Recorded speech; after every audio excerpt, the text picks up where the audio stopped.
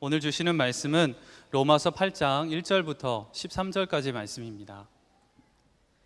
그러므로 그리스도 예수 안에 있는 사람들은 정죄를 받지 않습니다. 그것은 그리스도 예수 안에서 생명을 누리게 하는 성령의 법이 당신을 죄와 죽음의 법에서 해방하여 주었기 때문입니다. 육신으로 말미암아 율법이 미약해져서 해낼 수 없었던 그 일을 하나님께서 해결하셨습니다. 곧 하나님께서는 자기의 아들을 죄된 육신을 지닌 모습으로 보내셔서 죄를 없애시려고 그 육신에다 죄의 선고를 내리셨습니다.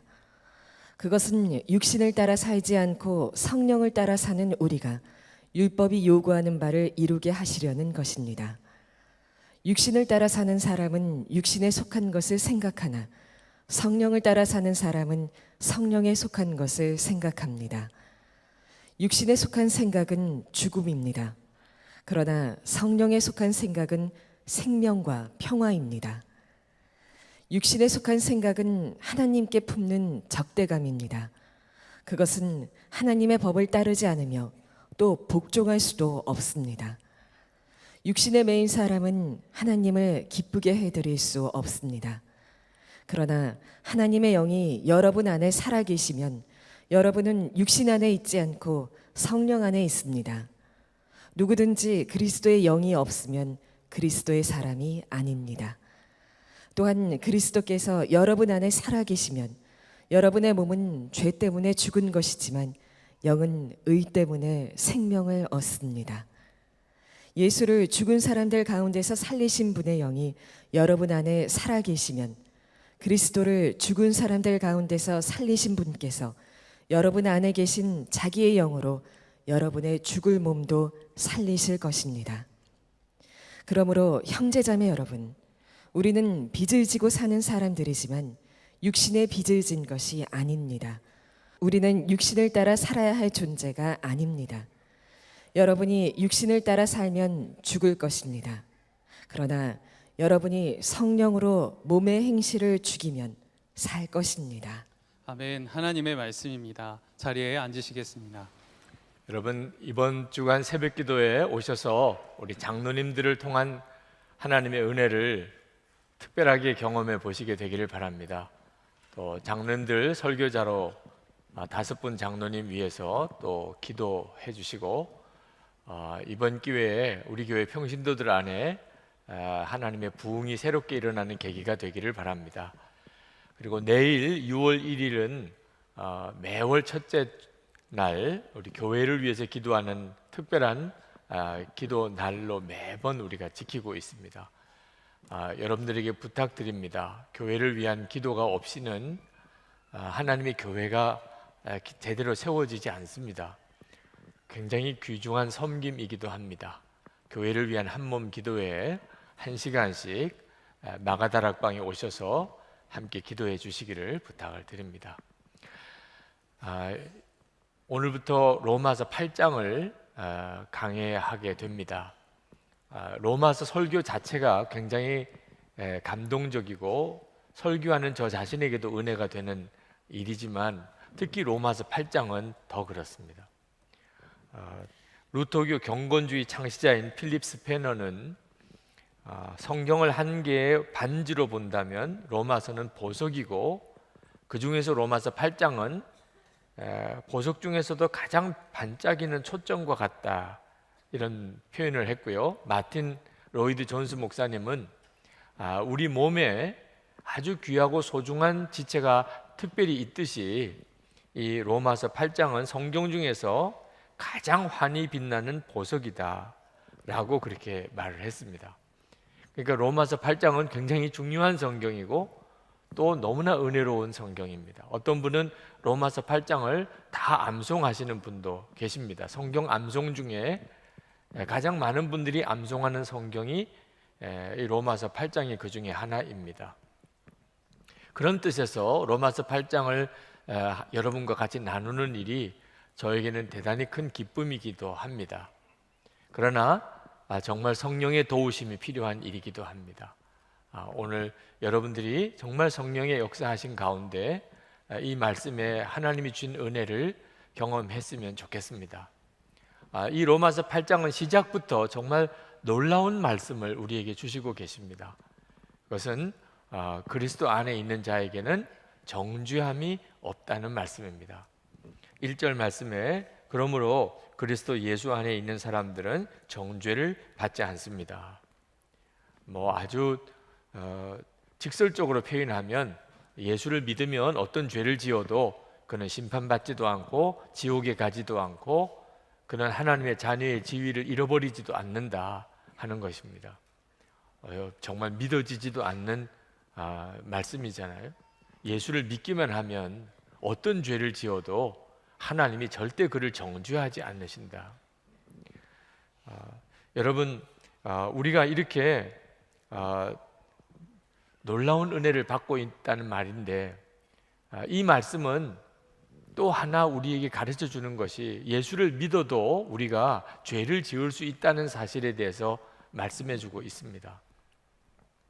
예수를 믿어도 우리는 여전히 육신을 가지고 있기 때문에 죄를 지을 수 있습니다. 그러니까 정죄를 받지 않는 은혜가 귀한 거잖아요. 만약에 예수를 믿으면 죄를 전혀 짓지 않게 된다면 그러면 정죄받지 않는 은혜가 특별할 게 없잖아요. 사도 바울이 로마서 7장 25절에 우리가 마음으로는 하나님의 법을 섬기고 육신으로는 죄의 법을 섬긴다고 그렇게 이야기를 했습니다. 이것이 그리스도인들이 가지고 있는 실상입니다. 우리는 예수를 믿었지만 여전히 우리 육신은 죄의 법을 섬기고 있습니다.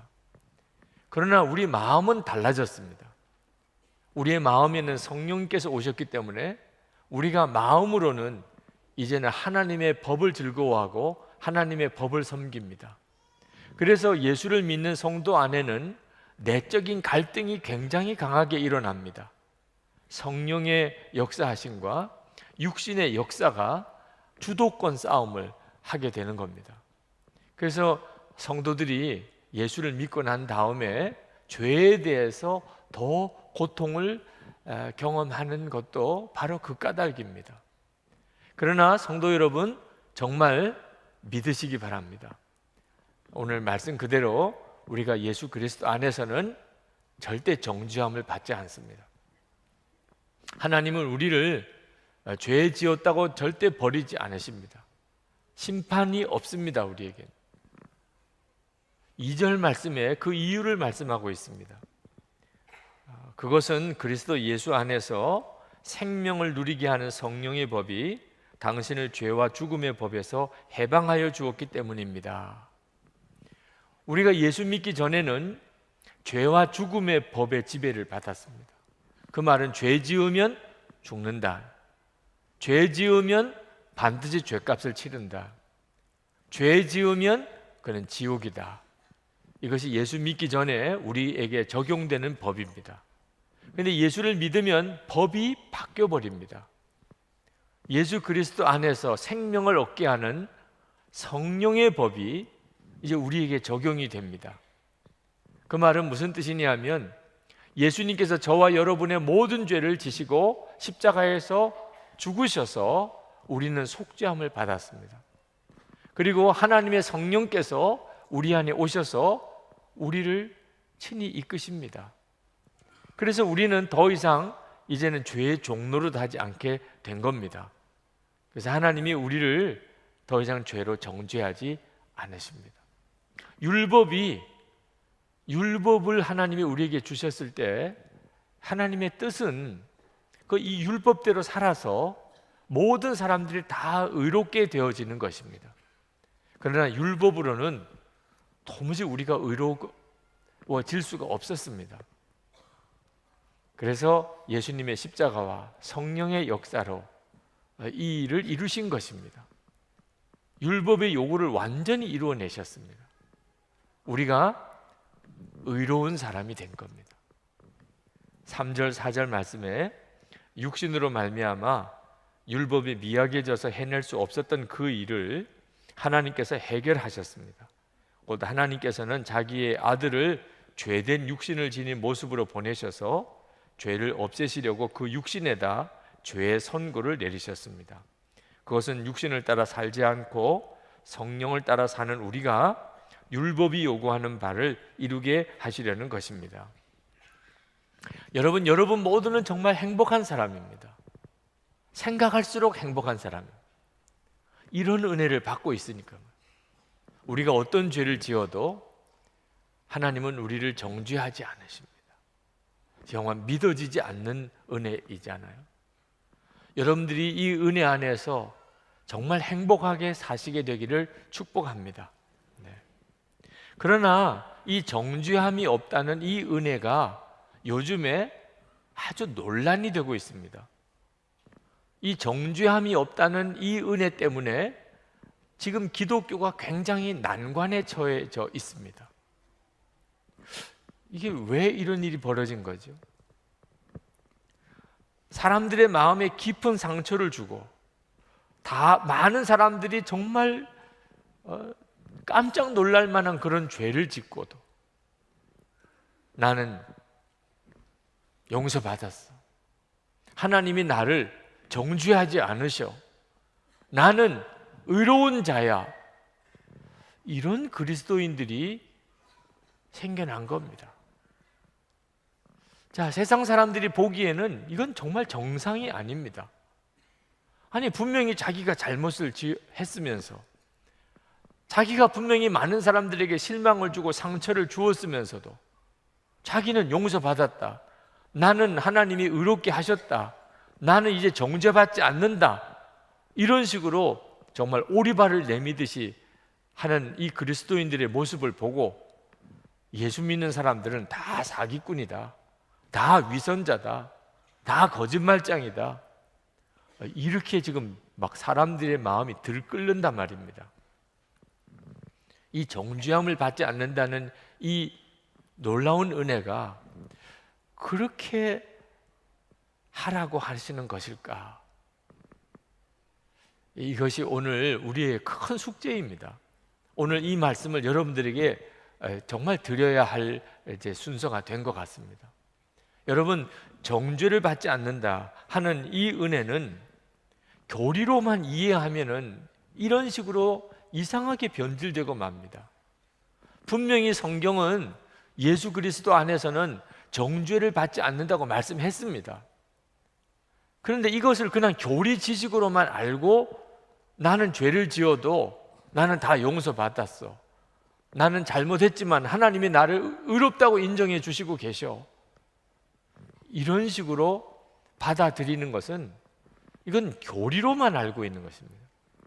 이 정죄를 받지 않는다고 하는 이 놀라운 은혜는 반드시 무엇이 하나 덧붙여져야 이것이 온전해집니다.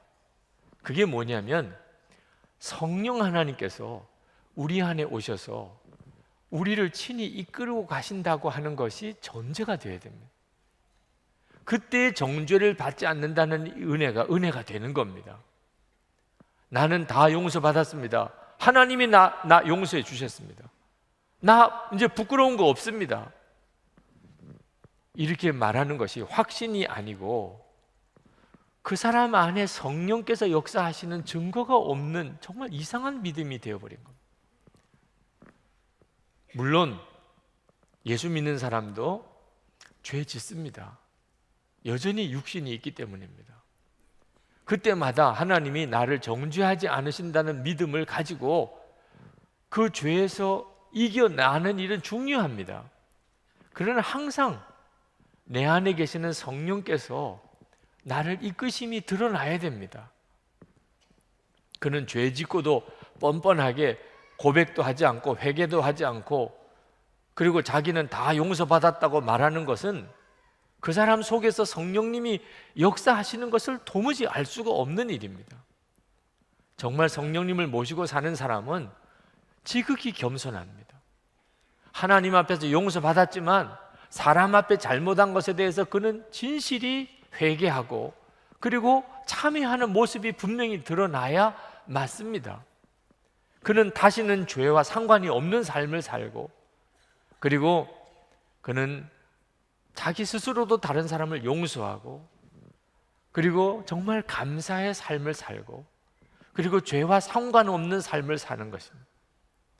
성령님이 그 사람 속에서 정말 그를 이끌어 가신다면 그렇습니다. 여러분, 이 둘은 항상 같이 가야 되는 겁니다. 수영 못하는 사람에게 수영 코치가 함께 하면 그러면 깊은 물 속에 들어가도 그는 빠져 죽지 않습니다. 약한 양이 이리 가운데 다닐지라도 목자가 같이 하면 그는 이리에게 물려 죽지 않습니다. 그와 똑같이 우리가 이 연약한 육신, 죄된 육신을 가지고 살지만 성령님께서 우리와 같이 계셔 주시면 우리는 이 죄의 종노릇 하지 않고 그리고 정죄받지 않는 은혜 가운데 우리가 삽니다. 항상 정죄받지 않는 이 은혜 속에는 성령님이 함께 계시는 것이 반드시 같이 가야 하는 것입니다.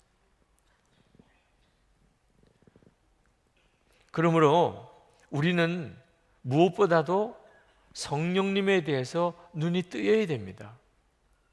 우리 마음에 오신 성령 하나님, 그 하나님에 대해서 눈이 열리면 그러면 우리는 정죄함이 없는 은혜 속에 삽니다. 그렇지만 우리 안에 계시는 성령님에 대해서 눈이 뜨이지 않으면 그러면 이 정죄받지 않는다는 믿음은 왜곡이 되어버립니다. 마귀가 장난을 치게 됩니다. 이 정죄받지 않는다는 이 믿음은 너무나 놀라운 은혜입니다. 믿어지지 않을 하나님의 축복입니다. 그런데 지금은 이 정죄받지 않는다는 믿음 때문에 기독교가 위기에 처해졌습니다. 교리로만 믿고 있기 때문에, 마귀가 완전히 왜곡시켜 버렸기 때문에. 여러분, 성령님을 바라보지 않는 분들은 정죄받지 않는다는 이 믿음이 실제로 자기 속에 실제가 되지 않습니다. 얼마나 많은 그리스도인들이 실제로는 정죄감에 사는지 모릅니다. 오늘 이 자리에 계신 여러분들 중에도 죄를 짓고 그리고는 너무나 비참한 마음에서 나는 구제불능이야, 하나님이 나를 용납하지 않으실 거야, 나는 도무지 죄를 벗어버릴 수가 없어, 이런 마음을 가지고 지금 이 자리에 앉아 계신 분들이 계실 거예요. 정죄받지 않는다는 이 놀라운 말씀을 몰라서 그런 게 아닙니다. 그런데도 왜 이렇게 믿어지지가 않지요? 성령님을 바라보는 눈이 뜨이지 않아서 그런 겁니다. 성령님이 함께 계시는 것에 대해서 눈이 뜨이지 않으면 정죄받지 않는다고 하는 이 말씀이 내게 실제가 되지 않습니다. 그래서 마귀가 우리에게 하는 중요한 일이 성령님과 상관없이 살게 만드는 것입니다. 성령님이 내 속에 계신 것도 잊어버리게 만듭니다. 성령님이 내 속에 계신 것을 전혀 믿지 못하게 만듭니다. 성령님이 내 안에 계신데도 주님을 바라보지 못하게 만듭니다. 여러분 생각해 보세요. 하나님이 내 속에 들어와 계신 겁니다. 하나님이 내 속에 들어와 계시다고요. 정죄받지 않는다는 것도 놀라운 은혜지만 하나님이 내 속에 들어와 계시다는 것, 이보다 더 놀라운 일이 있겠습니까? 그런 놀라운 은혜를 우리가 받고 있다고요. 그런데 실제로는 전혀 무감각하게 삽니다. 하나님이 내 속에 들어와 있는 줄 전혀 모르고 삽니다. 그 결과가 뭡니까? 무서운 정죄감 속에서 아직도 헤어나오지를 못하는 거예요. 또 하나가 있습니다. 마귀가 왜곡시키는 것. 죄가 아무것도 아닌 것처럼 여기게 만드는 것입니다. 죄가 아무것도 아닌 것처럼. 왜? 정죄함이 없으니까. 이제는 나는 정죄함 받지 않습니다. 그러니까 죄 지어도 되겠네. 죄에 대한 의식이 아주 희미해져 버렸습니다. 그래서 예수를 잘 믿는다는 사람, 소위 예수를 잘 믿는다는 사람 중에 여전히 죄의 종로도 하고 사는 사람이 많은 겁니다. 그들의 마음은 내가 이렇게 죄를 짓지만 나는 뭐 정죄 안 받으니까, 뭐 천국은 가게 돼 있으니까, 이렇게 생각하고 사는 사람들이 많습니다. 그 사람도 뭐가 문제입니까? 마음속에 성령 하나님이 계신 것을 모르는 것입니다. 그냥 예수 믿으면 자동적으로 정죄함이 없어지는 줄로 생각합니다. 이건 완전히 교리입니다. 교리 지식입니다. 교리 지식으로 우리는 구원받는 거 아닙니다. 성령 하나님께서 내 안에 계신 것을 알고 나면 절대로 그렇게 할 수가 없습니다. 하나님은 우리를 정죄하지 않으시지만 죄 지어도 괜찮다고 절대로 말씀하시지 않았습니다. 우리 예수 믿는 우리들도 죄를 지으면 심각합니다. 징계가 있기 때문입니다. 여러분, 우리가 예수를 믿고 하나님의 자녀가 되면 정죄받지 않지만 징계는 받는다고 성경은 이야기합니다. 히브리서 12장 7절 8절에 보면 하나님의 아들과 같이 너희를 대우하시나니 어찌 아버지가 징계하지 않는 아들이 있으리요. 징계는 다 받는 것이거늘 너희에게 없으면 사생자요 친아들이 아니니라. 요한계시록 3장 19절에 무릇 내가 사랑하는 자를 책망하여 징계하노니 그러므로 내가 열심을 내라 회개하라. 하나님은 여러분을 정죄하지 않으십니다. 그러나 하나님은 여러분을 징계하십니다. 어떤 때는 징계가 더 아플 때가 있습니다. 정죄받지 않는 것은 그건 심판자리 가봐야 아는 거고, 징계는 지금 당장 받는 겁니다. 하나님의 자녀면서 예수 믿으면서 여전히 죄를 지으면 그러면 내 마음의 기쁨이 다 떠납니다. 감사가 다 떠납니다. 기도도 제대로 되지도 않습니다. 믿음의 확신 다 무너집니다. 예수를 믿기는 믿었지만 구원의 축복을 전혀 누리지 못합니다. 하나님이 왜 이렇게 하실까요? 회개하게 하시기 위해서입니다. 징계를 하시는 것은 회개하게 하기 위해서입니다. 그리고 성령님께 순종하는 삶을 다시 회복하게 하려고 하시는 것입니다.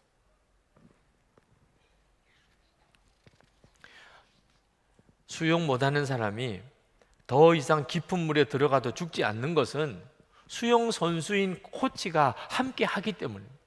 양이 이리 가운데 다녀도 괜찮은 것은 목자가 같이 있기 때문입니다.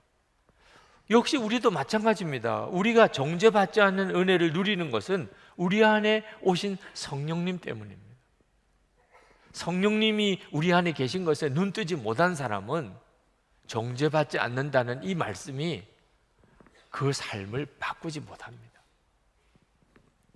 오히려 더 왜곡시켜버립니다. 9절 말씀을 보시기 바랍니다. 그러나 하나님의 영이 여러분 안에 살아계시면 여러분은 육신 안에 있지 않고 성령 안에 있습니다. 누구든지 그리스도의 영이 없으면 그리스도의 사람이 아닙니다. 여러분이 예수 믿고 구원받은 사람이라는 의미는 여러분 안에 성령님이 계시기 때문입니다. 그러므로 여러분 성령님을 건성으로 믿으면 안 됩니다. 계시든지 안 계시든지 특별한 변화가 없다면 믿는 거 아닙니다. 성령 하나님이 진짜 여러분의 마음에 계신 것을 아는 것은 놀라운 일입니다. 여러분, 성령 하나님을 모시고 살면서도 전혀 그것을 알지 못하고 산다면 이건 억울한 일 아닙니까? 여러분, 지난 한 주간 동안 성령 하나님이 마음에 계신 것을 정말 경험하고 정말 믿고 그리고 그 성령님을 따라서 그렇게 살아보셨습니까? 그러신 분들은 정말 놀라운 한 주간을 사셨을 겁니다. 그러나 성령님이 내 안에 계시다는 것을 지식으로는 알고 있었지만 전혀 경험해 보지 못하고 살았다. 집에서도 경험 못 해봤고 직장에서도 경험 못 해봤고 한 주간 동안 살면서도 하나님을 모시고 산다는 것이 뭔지를 전혀 경험을 못 해봤다면 이거는 정말 통곡하고 울고 억울해하고 하나님 앞에 정말 하소연할 일 아닙니까? 하나님, 저는 왜 성령님에 대해서 이렇게 모릅니까? 마귀가 우리 눈을 가리기 때문에 그렇습니다. 고린도후서 4장 4절에 보면 이 세상의 신이 믿지 아니하는 자들의 마음을 혼미하게 하여 그리스도의 영광의 복음의 광채가 비치지 못하게 함이니 그리스도는 하나님의 형상이니라.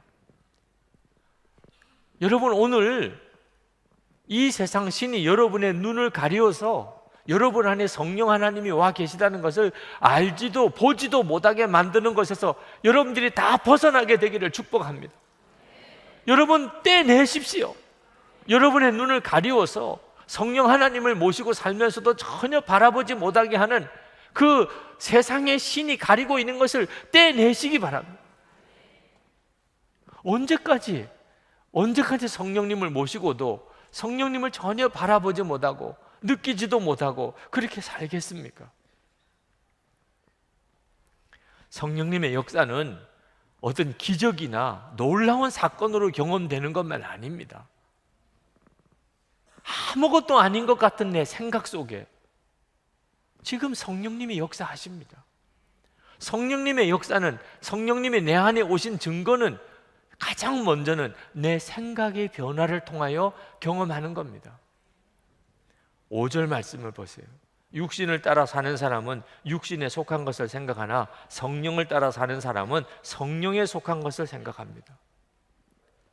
성령님이 내게 오시면 성령에 속한 생각이 내 속에 일어나기 시작합니다. 생각은 그렇지 않습니다. 생각이 너무 중요합니다. 사람의 인생은 생각이 달라지기 때문에 인생이 달라지는 겁니다. 삶이 안 바뀌는 것은 생각이 안 바뀌니까 삶이 안 바뀌는 겁니다. 성령님이 우리에게 오심으로 인하여 우리 안에 놀라운 생각의 변화가 일어나기 시작합니다. 6절에 육신에 속한 생각은 죽음입니다. 그러나 성령에 속한 생각은 생명과 평화입니다. 죽음과 생명으로 갈라지는 겁니다. 나를 생명과 평화로 이끄시는 생각을 지금도 성령님께서 여러분에게 넣어주고 계십니다. 여러분 안에서 지금 그 생각을 일으키고 계십니다. 여러분 그걸 붙잡으셔야 돼요. 성령이 주시는 생각을 따라 살기 시작하면 놀라운 일이 벌어지기 시작합니다.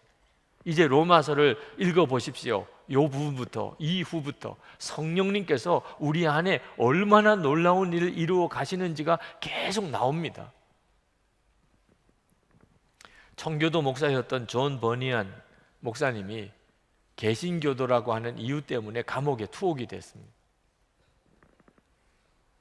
근데 감옥에서 간수들이 이 존 버니언 목사님을 보면서 그들이 은혜 받고 감동을 받았습니다. 그 삶이 얼마나 고결하고 경건하고 사랑이 많은지. 그래서 간수장이 이 존 버니언 목사님에게 하루 집에 다녀올 수 있도록 허락을 해 주었습니다. 목사님은 어디 도망갈 분도 아니고 정확하게 약속대로 내일 반드시 돌아올 분임을 알기 때문에, 그리고 너무 억울하게 개신교도라고 하는 이유 하나 때문에 감옥에 와서 이 고생하는 게 너무 안타까워서 집에 하루 다녀오게 한 거예요. 존 버니언 목사님이 너무 감사하다고, 그리고 집을 향하여 가는데 이상하게 마음이 불편한 겁니다. 집에 가서 하루 아내도 만나고 아이들도 만나고 하루를 집에서 쉬고 올 수 있었지만 마음이 너무너무 불편한 거예요. 그래서 집을 가다가 도무지 안 되겠다고 싶어서 존 버니언 목사님이 다시 감옥으로 돌아왔습니다. 간수장이 깜짝 놀랐어요. 아니 목사님, 집에 가서 하루 쉬고 오시라는데 왜 이렇게 돌아오십니까? 제가 도무지 마음이 불편합니다. 도무지 하나님이 기뻐하지 않는 것 같습니다. 제가 그냥 감옥에 있겠습니다. 간수장이 이해가 안 됐어요.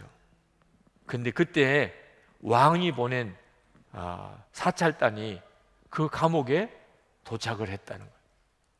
이 존 버니언이 실제로 감옥에 투옥이 돼서 제대로 감옥살이 하고 있는지를 조사해보고 오라 하는 왕의 명령을 듣고 시찰단이 왔어요. 간수장이 깜짝 놀랐습니다. 만약에 존 버니언 목사님이 그날 집에 갔었다면 이건 간수장도 죽는 거고 존 버니언 목사님도 죽는 거예요. 근데 도대체 목사님이 어떻게 알고 돌아오셨냐 말입니다. 여러분, 우리 모든 성도들이 다 이 경험을 하는 것입니다.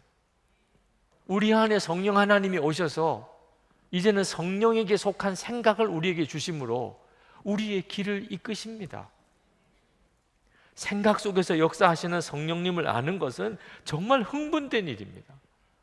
여러분들은 한 주간 동안 이제 살면서 직장도 다니고 학교도 다니고 가정생활도 하겠지만 모든 것이 다 성령 하나님을 경험하는 삶입니다. 여러분에게 오셔서 여러분을 이끄시고 계시기 때문입니다. 이제 우리가 하는 일은 육신이 주는 생각을 따라 살지 말고 성령님의 생각을 따라 사는 것뿐입니다. 4절 말씀에 육신을 따라 살지 않고 성령을 따라 사는 우리라고 말했습니다. 이게 바로 예수 믿는 사람입니다. 예수 믿는 사람이 누굽니까? 육신을 따라 살지 않고 성령을 따라 사는 사람.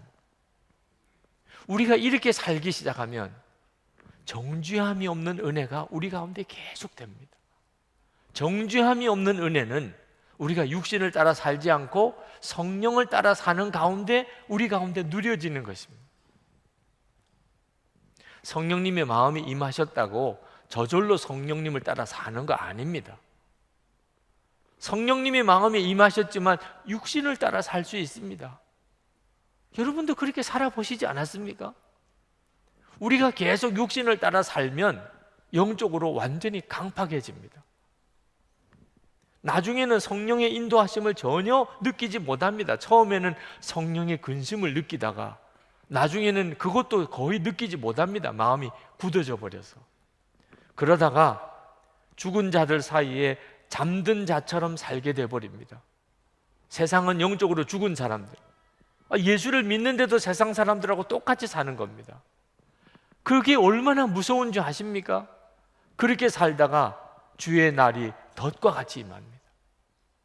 기름 준비하지 않은 다섯 처녀처럼 예수님, 신랑 되시는 예수님이 오실 때 허둥지둥 되다가 천국문이 닫혀버리고 맙니다. 성경이 말해주고 있는 내용입니다. 사도 바울은 우리 몸을 죽을 몸이라고 했습니다.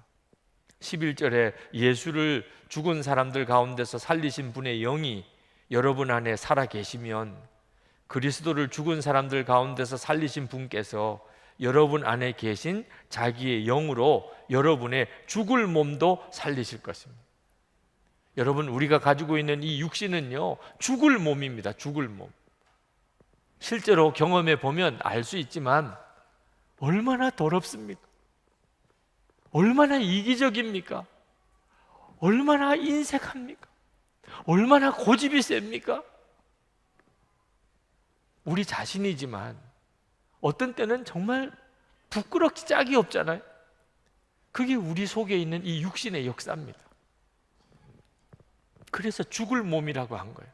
우리는 이 죽을 몸을 가지고 사는 겁니다. 그러나 여러분이 죽을 몸을 가지고 사는 것보다 더 놀라운 일이 있습니다. 그것은 거룩하신 하나님의 영이 여러분 속에 계신 겁니다. 그분은 예수님이 십자가에서 죽으셨을 때 예수님을 다시 사흘 만에 부활시키신 분입니다. 그 영이 지금 여러분 안에 계시다고요. 그래서 그 영이, 예수님을 시체에서 다시 부활시키신 그 영이 여러분의 죽을 몸도 다시 살리실 것입니다. 이것이 약속이잖아요. 그 놀라우신 성령님을 우리가 모시고 사는 겁니다. 여러분, 이 육신은 절대 우리를 사로잡지 못합니다. 12절에 그러므로 형제 자매 여러분, 우리는 빚을 지고 사는 사람들이지만 육신의 빚을 진 것이 아닙니다. 우리는 육신을 따라 살아야 할 존재가 아닙니다. 예수님께서 우리를 옛사람과 함께 십자가에서 죽으셨습니다. 그러므로 이제 육신이 더 이상 우리를 사로잡지 못합니다. 우리는 육신을 따라 살 그런 사람 아닙니다. 그런데도 육신을 따라 살면 여러분 죽습니다. 육신을 따라 사는 게 얼마나 무서운지를 아셔야 됩니다. 13절 말씀에 여러분이 육신을 따라 살면 죽을 것입니다. 그러나 여러분이 성령으로 몸의 행실을 죽이면 살 것입니다. 여기서 여러분은 그리스도인을 말합니다. 그리스도인도 육신을 따라 살 수 있다는 말입니다. 그러면 그리스도인이라도 육신을 따라 살면 정죄함이 없다? 아닙니다. 죽습니다. 죽을 것입니다. 아무리 예수를 믿는 사람이라도 육신을 따라 살면 죽을 것입니다라고 썼습니다. 성경에. 정죄함이 없다고 그랬는데 갑자기 이게 무슨 말씀입니까? 정죄함이 없다는 것은 육신을 따라 살지 않고 성령을 따라 사는 사람에게 하나님이 허락하시는 은혜입니다. 우리가 성령님을 따라 살려고 하면서도 때때로 죄에 무너질 때가 있습니다. 그때마다 정죄함이 없습니다. 우리가 성령님을 늘 바라보고 성령님을 따라 살려고 애를 쓰는 사람이라면 우리가 그 과정에서 죄를 짓는 일이 있어도 정죄함이 없습니다. 그러나 우리가 육신을 따라 살면 문제가 달라집니다. 여러분, 절대로 교리가 우리를 구원하는 거 아닙니다. 예수 믿으면 정죄함이 없다 그러더라. 이 교리가 우리를 구원하는 게 아닙니다. 우리 안에 오신 성령과의 온전한 교제가 우리를 구원하는 것입니다. 몇 년 전에 하늘꿈학교 탈북 청소년 DTS가 열렸습니다. 탈북 청소년들을 섬겨보면 그들은 좀처럼 울지도 않고 마음을 열지도 않습니다. 북한에서의 이야기, 중국에서의 이야기, 한국에 와서의 이야기, 자신의 과거의 이야기 전혀 안 합니다. 그런데 5주간의 DTS를 예수 제자 훈련 학교를 하고 마지막 주간에 이 탈북 청소년들이 마음이 그냥 확 열려버렸어요. 고백이 터졌습니다. 눈물이 터졌습니다. 그들이 마음을 열고 예수님을 영접하고, 그리고는 끔찍했던 지난날의 과거를 다 이야기하기 시작했습니다. 탈북하는 과정에서 부모가 죽는 것을 옆에서 본 청년도 있습니다. 중국에 가서 아버지에게 공부시켜 달라고 조르는데 아버지가 자기를 위해서 중국인 농장에 가서 일을 하다가 공안에게 붙들려 가는 것을 옆에서 숨어서 보면서도 나서지도 못했어요. 같이 끌려가니까. 너무 배가 고파서 식당에서 이쑤시개 뭉치를 가지고 식당에서 나오는 사람을 강도짓을 해가지고 돈을 뺏었던 이야기들, 그런 고백을 한 청년도 있었습니다. 자신들의 아픈 과거를 다 털어놓기 시작했습니다. 하나님께서 그들을 그렇게 만나주신 거예요. 성령이 임하신 것이 그게 놀라운 축복인 것입니다. 수료 예배 때 어느 자매가 간증을 했습니다. DTS를 시작할 때 자기 삶은 너무 힘들었다고 그랬습니다. 최악의 시간을 보내고 있었습니다. 그냥 죽고 싶고 너무 힘들어서 죽고 싶은 생각만 했습니다. 버스를 타고 집에 가는데 그날도 힘들다 그런 생각을 했는데 DTS에서 배운 주님의 음성을 듣기 시작을 한 겁니다. 힘드니? 많이 힘드니? 하나님께서 물으시더랍니다. 예, 힘들어요 했더니 너만 그런 게 아니야, 모두 다 그래 하시더라는 거예요. 사람마다 형편은 다 다르지만 힘든 것 자체는 다 같은 거야. 모두 다 그렇단다. 그 다음에 깨달았어요. 이 자매가 고백했습니다. 선생님들도 힘든 문제가 있고 한국에 와서 지내는 여기 사람들 다 나름대로 힘든 문제들이 다 있다는 것을 그제서야 나만 지금 힘들어서 죽고 싶은 생각이 드는 게 아니고 한국에 있는 사람들이 다 그렇다는. 그러면서 같은 탈북 청소년들에게 그렇게 말을 했습니다. 여러분, 부모님 보고 싶지요? 형제들 보고 싶지요? 여러분, 부모로부터 상처받은 것 많지요? 그러나 용기를 잃지 마세요. 하나님께서 용기를 잃지 말라고 하셨어요. 자기 자신은 무가치한 사람이라고 생각했었답니다. 한국에 와서 적응도 안 되고 너무 힘들고 너무 외롭고 자꾸 죄만 짓고 그래서 자기는 아무 쓸모없는 사람이라고 생각했답니다. 그런데 하나님께서 나는 너를 사랑한다 그런 말씀을 하시더래요. DTS 오신 선교사님, 또 목사님, 선생님, 그리고 너나 나나 다 똑같이 사랑한다. 때가 다를 뿐이야. 쓰임받는 시기만 다를 뿐이야. 하나님의 그 말씀을 듣고 그리고는 너무 마음이 기뻐서 눈물로 그 고백을 하는 장면을 보면서 이건 성령님이 아니면 하실 수가 없는 일, 성령님이 그 속에 들어오시지 않았으면 있을 수가 없는 일이에요. 여러분, 이런 일이 여러분에게는 없으십니까? 성령님을 바라보셔야 돼요. 교리를 붙잡으려고 하지 말고 성령님을 바라보셔야 돼요. 이것이 훨씬 더 크고 놀라운 일입니다. 그러면 여러분 더 이상 정죄가 없다는 믿음이 그냥 옵니다. 하나님은 나의 아버지신데 어떻게 자녀를 버리시겠어요? 하나님, 제가 또 잘못했어요. 하나님은 얼마든지 용서해 주시는 것을 알게 됩니다. 절대로 나는 버림받지 않는다는 확신이 듭니다. 그렇다고 해서 뻔뻔하게 나는 다 용서받았어, 이런 사람도 아닙니다. 사람들이 볼 때 감동을 받습니다. 하나님이 저와 함께 계시는구나 알게 됩니다. 사람들이 다. 오늘 이 시간 여러분들이 정말 예수 그리스도 안에서 여러분과 함께 계시는 성령님을 바라보시는 눈이 열리게 되기를 바랍니다. 그 성령님으로 놀라운 삶을 살게 되기를 축복합니다. 우리 이 시간 다 기도합시다. 여러분 주님을 사모하시면서 기도하시기 바랍니다. 하나님, 내가 교리를 믿는 믿음이 아니고 성령님을 믿는 믿음을 갖게 되기를 원합니다.